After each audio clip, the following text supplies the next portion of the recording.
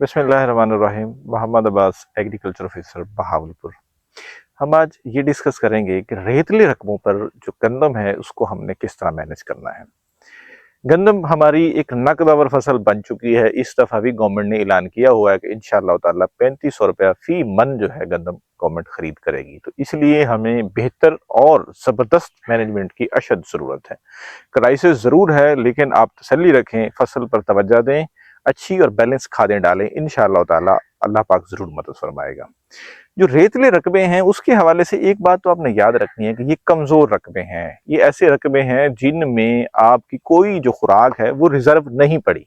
ठीक है, वो ऐसे रकबे हैं जो आपने डालना है वो ही पौधे को मिलना है और उसके बाद छुट्टी। ठीक है ना जी।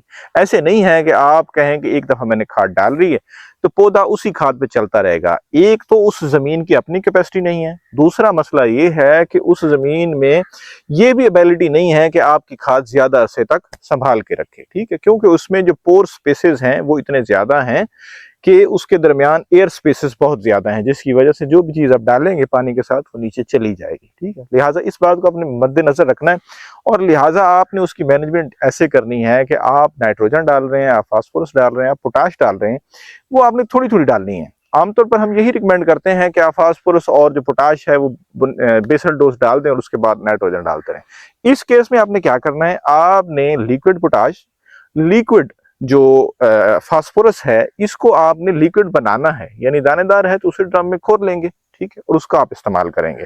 आजकल ऐसे सॉल्वेंट मौजूद हैं जो डीएपी को भी हल कर देते हैं। ठीक है, थोड़ी मिकदार में इस्तेमाल कर लें, नाइट्रोफास कर लें, आप डीएपी नहीं करना चाहते।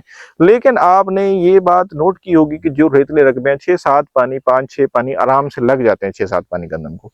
तो इसलिए आपने हर पानी पे कुछ ना कुछ उसमें डालना है, कभी उसके ऊपर भी आपने स्प्रे करना है। ठीक है, अमाइनो एसिड्स का स्प्रे कर लें, इजाबियान का कर लें, क्वेंटस का कर लें। ठीक है, और इसी तरह जो खादें हैं, नाइट्रोजन के साथ आप कभी सल्फर थोड़ी सी डाल लेंगे, कभी आप उसके साथ पोटाश थोड़ी सी डाल लेंगे, कभी आप सिर्फ नाइट्रोजन डाल देंगे। इसी तरह आपने 4-5 किस्तों में खाद उसमें डालनी है, फिर आप ऐसी जमीनों से अच्छी पैदावार ले सकते हैं। देखा यह गया कि रेतले रकबों से भी लोग 50, 55, 60 मन तक ले लेते हैं, लेकिन वो लेते इसी सूरत में है कि वो मुसलसल फसल का पीछा करते हैं, फिर जाके वो इस काबिल होते हैं कि वो अच्छी पैदावार लें। शुक्रिया।